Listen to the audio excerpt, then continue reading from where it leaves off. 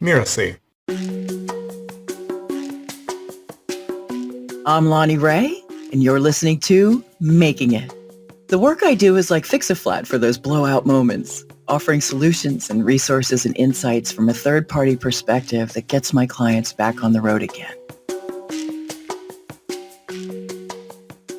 When I was a child, Pippi Longstocking was my role model, and I just wanted to see the world. I wanted to have adventures, and I'm the tail end of baby boomers.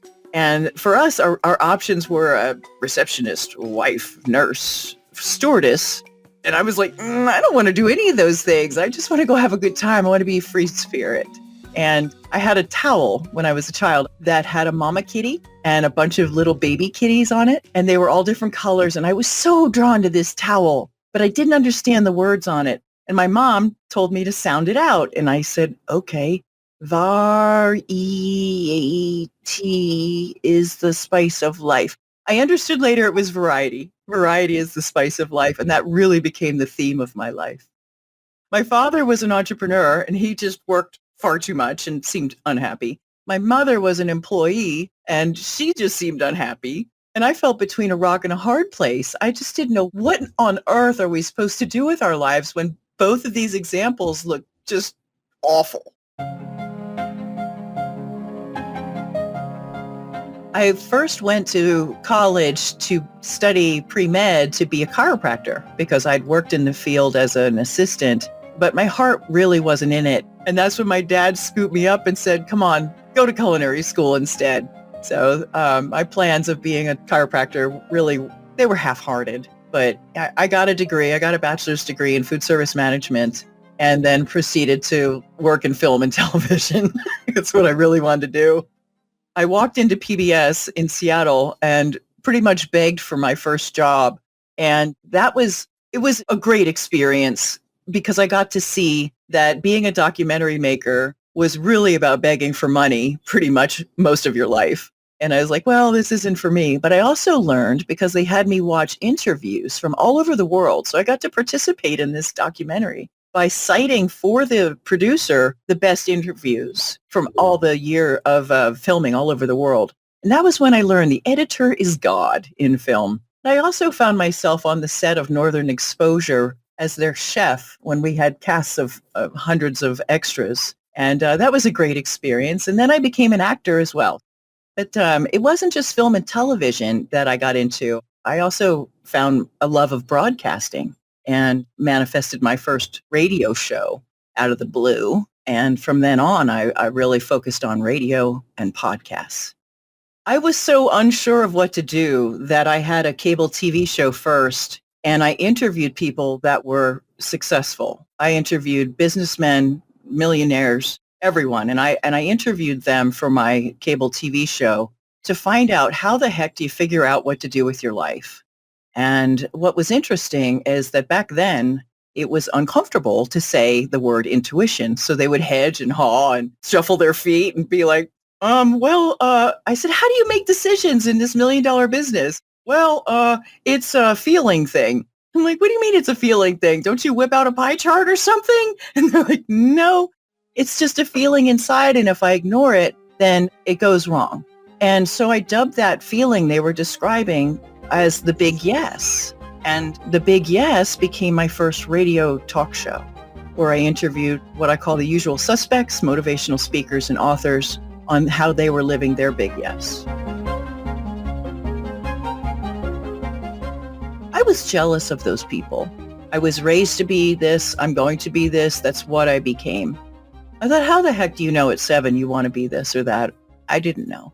But us creative types were open to what else might unfold? What other tool can I put in my chest? What other resource can I become for someone else? And then how can I offer that to the world? There's no clear-cut path on that. And you have to really create your own platform. As a Renaissance woman, I guess I am, with all these different skills. The creative process just keeps the door open. It's a little bit annoying sometimes, quite honestly. Is there a period at the end of a sentence ever? No, it's usually a ...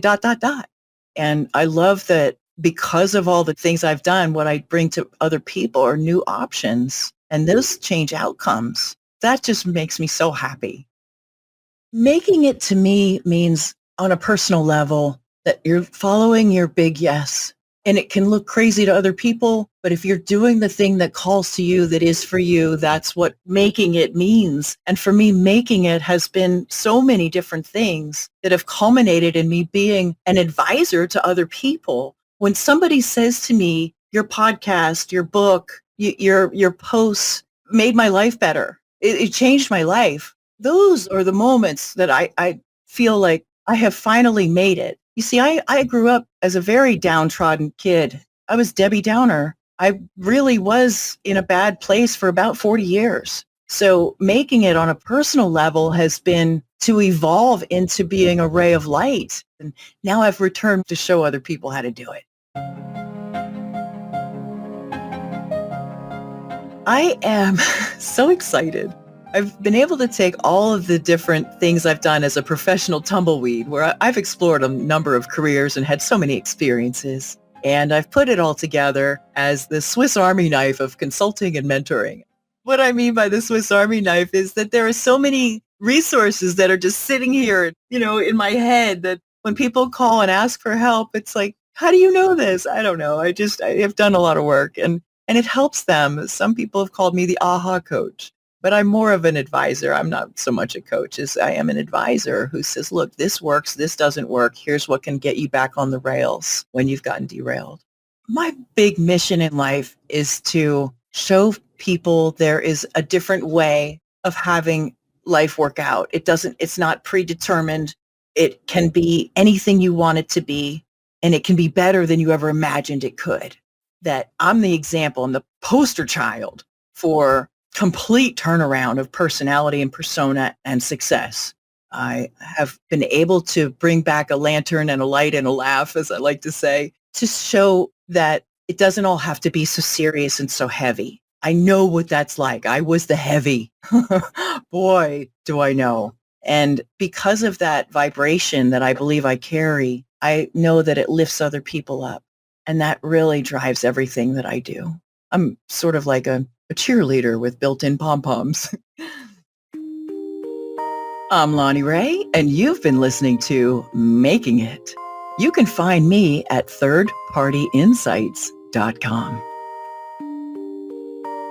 Making It is part of the Mira CFM podcast network, which also includes such shows as Course Lab and Once Upon a Business. This episode of Making It was produced by Danny Bermond and Jeff Govertson. Cynthia Lamb is supervising producer. Danny Eni, that's me, is executive producer. Post-production by Post Office Sound. To catch the great episodes that are coming up on Making It, please give us a follow on Apple Podcasts, Spotify, or wherever you're listening right now. And if you like the show, please leave us a starred review. It's the best way to help us get these ideas to more people. Thank you, and we'll see you next time.